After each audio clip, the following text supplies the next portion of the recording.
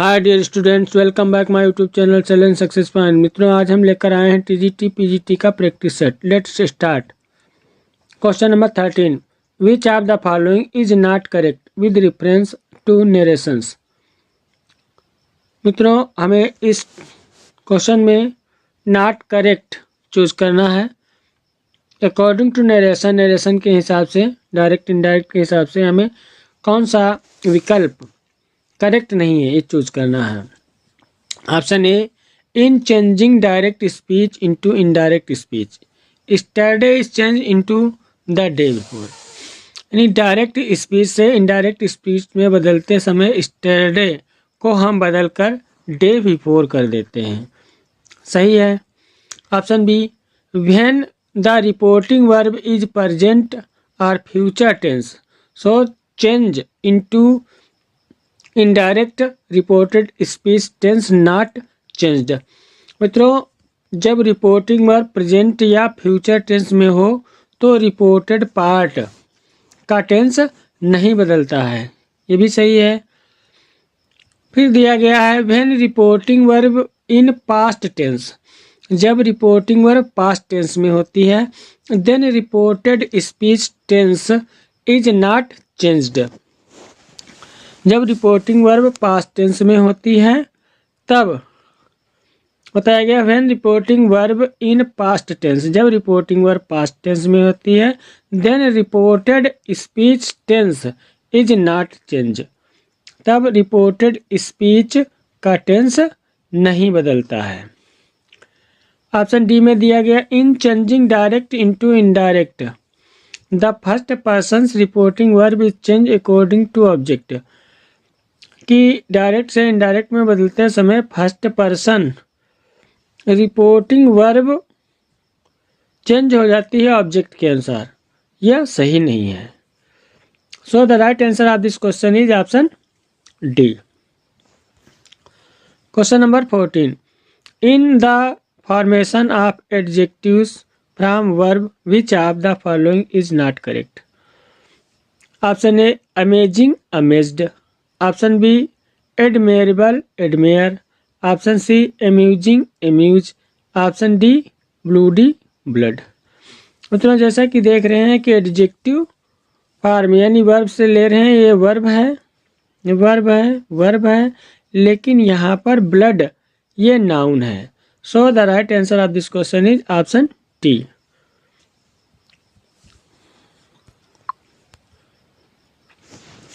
Question number 15, which of the following word has correct spelling. Option A, मंसूर। The right answer of this question is option A,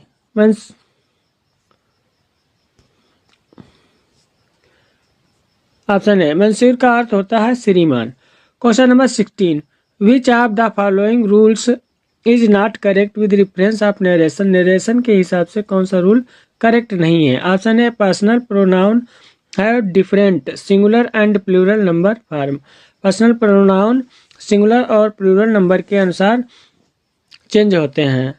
option B, possessive pronoun are used to replace a noun and to show possession, यानी possessive pronoun जो होते हैं noun के स्थान पर वो अधिकार दिखाने के लिए होते हैं।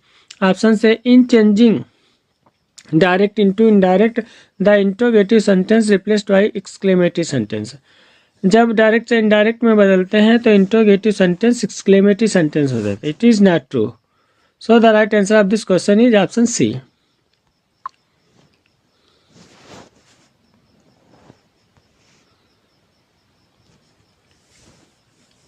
Question number 17, which of the following statement is not correct with reference to English grammar. Option A, in the compound noun the first word describe the second verb. Compound noun में पहला वर्ड दूसरे word को describe करता है। Option B, pathetic pronouns provide emphasis और state. Pathetic pronouns जो होता है जोर देता है, स्ट्रेस देता है। ऑप्शन सी में दिया गया है, if an adjective clause is stripped off its subject and verb the resulting modify became an adjective. Option D में दिया गया है, auxiliary verb is are am are the simple present forms of the verb being. It is not correct. So the right answer of this question is option D. जैसा कि हम जानते हैं कि is, are, am the simple present forms of the verb. being is not correct क्योंकि being नहीं be होता है. be ये फॉर्म जो होती हैं be की होती हैं, not being. So the right answer of this question is option D. Question number 18. Which of the following statement is not correct? Option A. The verb have to use to say what people want. Verb have व्यक्ति के पास क्या है यह बताने के लिए प्रयोग किया जाता है. Option B. An adjective to describe a noun और प्रोनाउन. एडजेक्टिव जो नाउन और प्रोनाउन को डिस्क्राइब करने के लिए होता है, विशेषता बताता है इसकी. Option C. An adverb never comes between a verb and its object. यानी एडवर्ब जो होता है वर्ब और ऑब्जेक्ट के बीच में कभी नहीं आता. Option D. By preposition used with event that happen later than another event. यानी बाई प्रीपोजिशन जो होता है इसका प्रयोग घटना के साथ प्रयोग होता है एक घटना के बाद दूसरी घटना के. सो the right answer of this question is option D. It is not correct. Question number 19. Identify the part of speech of the underlined word in the following sentence. It is intelligent enough to solve this sum. Option A. Adverb. Option B. Adjective. Option C. Preposition. Option D. Noun. The right answer of this question is option A. Adverb. Enough is an adverb.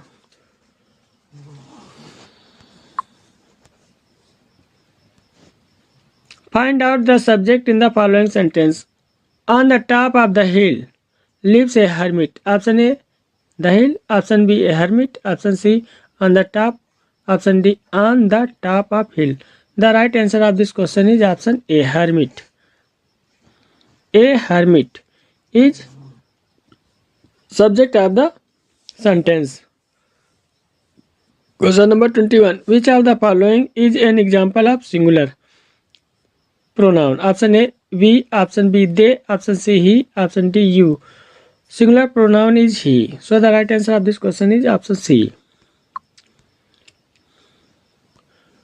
Directions. Question number 22 to 24. In each of the following questions, choose the correct sentence. Question number 22.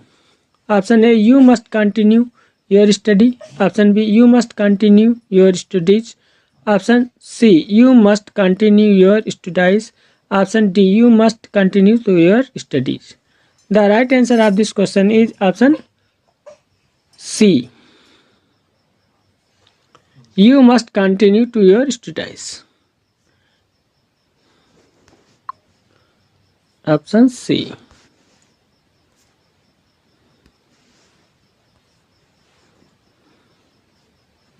Studies. You must continue your studies. Question number 23. We should have the poor. Option B. We should help the poor. Option C. We should help the poor. Option D. We should help the poor. The right answer of this question is option A. We should help the poor. मित्रों poor के साथ में yes या yes नहीं लगता है जब हम होल पुअर्स की यानी संपूर्ण के विषय में बात करते हैं. क्वेश्चन नंबर चैनल को लाइक और सब्सक्राइब करें. A plenty of information about the activities and past on to his officer. Option A plenty of informations about his activities was passed on to his officer. Option C. A plenty of information about the activities was passed on to his officer. Option D. A plenty of information about the activities was passed on to his officer. मित्रों जैसा कि हम जानते हैं information का plural बनाने के लिए हम यस या यस का प्रयोग नहीं करते हैं जबकि ऑप्शन बी में इंफॉर्मेशंस दिया गया है तो ये गलत है. फिर दिया गया ऑप्शन बी में इंफॉर्मेशन दिया गया है, ऑप्शन सी में इंफॉर्मेशन दिया गया है, तो ये दोनों सेंटेंस तो गलत हो गए। फिर उसके बाद में ऑप्शन ए और ऑप्शन डी बचता है, और इस ऑप्शन ए में दिया गया इंफॉर्मेशंस और ऑप्शन डी में इंफॉर्मेशंस मीनिंग चेंज है, जबकि इंफॉर्मेशन की ये मीनिंग करेक्ट होती है। So the right answer of this question is option A. A plenty of information about his activities was passed on to his officer.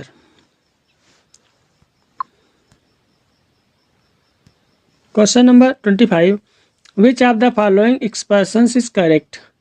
Option A otherwise, option B half penny, option C someone, option D instead. उत्तर जैसा कि हम जानते हैं otherwise meaning एक ही में होती है, instead की भी मीनिंग एक में ही होती है, लेकिन some one is the correct option of this question. So the right answer of this question is option C. Question number 26. Which of the following pairs is mismatched? कौन सा पेयर मिसमैच्ड है? Option A simple preposition till, option B compound preposition within, option C phrasal preposition beneath, option D participle preposition concerning. तो जैसा कि हम जानते हैं कि विद इन कंपाउंड प्रीपोजिशन है और phrasal preposition beneath phrasal preposition नहीं है, क्योंकि ये एक कंपाउंड प्रीपोजिशन है, ये एक compound preposition. So the right answer of this question is option C. Question number 27. In which of the following the adjective is not followed by correct preposition? Option A afflicted with money, option B greedy for car, option C scared of dog, option D good to health.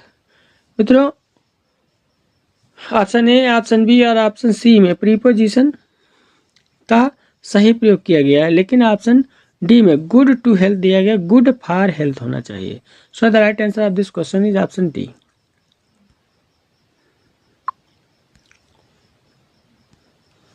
Question number 28. With reference to the use of punctuation marks, which of the following statement is not correct? Option A do not open the gate, option B yours faithfully, option C he is poor yet he is honest, option D anti government. The right answer of this question is option B. मित्रों yours इस तरीके से लिखा जाएगा, इसमें apostrophe S का प्रयोग नहीं होगा। So the right answer of this question is option B. Question number 29. Which of the following idiomatic comparison is not correct? Option A kith and kin, option B out of the blue, option C win laurels, option D gold in rough. The right answer of this question is option D gold in rough में in preposition का सही से प्रयोग नहीं हुआ है, gold is not followed by in. Question number 30. Question number 30. Which of the following is mismatched with reference to the word antonym sequence? Option A depart, appear. Option B abolish, assemble. Option C alert, careless. Option C civil, rude. The right answer of this question is option D. Civil and rude is not antonyms. So the right answer of this question is option D. Question number 31. Which of the following word is mismatched? Edged, option C core, option C edged, option D word. The right answer of this question is option C. Option C is mismatched. जिन मित्रों ने अभी तक हमारे channel को like और subscribe नहीं किया है, कृपया चैनल को लाइक और सब्सक्राइब करें। धन्यवाद।